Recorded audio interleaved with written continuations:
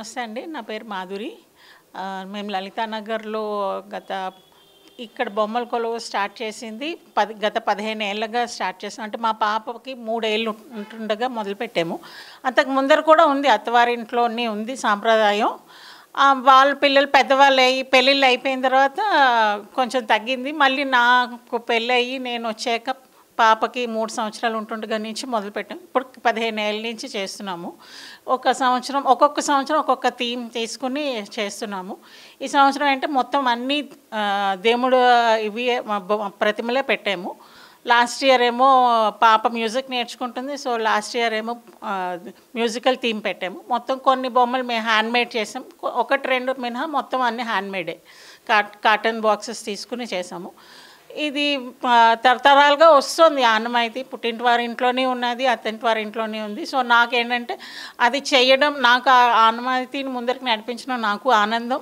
And next ఏంటంటే అది చేస్తున్నంతసేపు ఒక ఆనందము, ఒక ఉత్సాహం, తర్వాత తెలియని అంటే ఒక ఓపిక లేకపోతున్నా సరే అది చెయ్యాలి, పెట్టాలి అని ప్రతి సంవత్సరానికి ఒక్కొక్క బొమ్మ అట్లీస్ట్ యాడ్ చేస్తాం. అలాగా కొన్ని ఈ సంవత్సరం పెట్టగలిగాము. ఒక 500 దాకా ఉంటాయి బొమ్మలు ఈ సంవత్సరం పెట్టిన దాంట్లోని. అలా మా అత్తగారు సపోర్ట్ ఉంటుంది, మా హస్బెండ్, మా అమ్మాయి ముగ్గురు కూడా సపోర్ట్ చేస్తారు. అన్నీ అలాగా ఒక్కొక్కటి ఇది చేస్తుంది. కానీ ఏంటంటే ఈ జనరేషన్ వాళ్ళకి కొన్ని ఇవి ఆచారాలు, ఆనవాయితీలు, కస్టమ్స్ కొన్ని తెలియట్లేదు.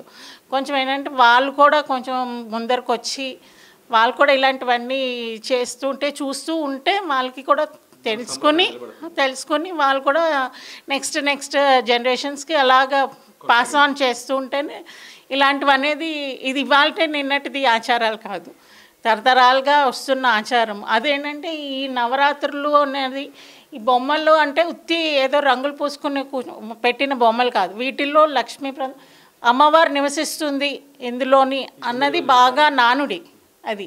అందుకని ఇందులో జీవం ఉంటుంది. ఏ బొమ్మ చూడండి మీకు ఏదో బొమ్మ పెట్టినట్టుగా అనిపించదు. ఇందులో జీవకళ ఉట్టిపడుతూ ఉంటాయి ఈ 9 రోజులు. నాకేంటంటే 15 రోజులు పౌర్ణమి దాకా, పాడ్యం నుంచి పౌర్ణమి దాకా 15 రోజులు పెట్టడం అలవాటు. సో 15 రోజులు కొనసాగిస్తాను. రావాలనుకున్న వాళ్ళు వచ్చి చూడొచ్చు తప్పకుండాను. ఉదయం ఒక నైవేద్యం, రోజు ఒక్కొక్క నైవేద్యం పెడతాం. పొద్దున్న ఒక నైవేద్యం పెడతాము, సాయంకాలం ఒక నైవేద్యం పెడతాము. 2 పూట్ల లలిత చదువుకుంటాము, 2 పూటల పారాయణ చేసుకుని ధూపం నైవేద్యాలు జరుగుతుంటాయండి.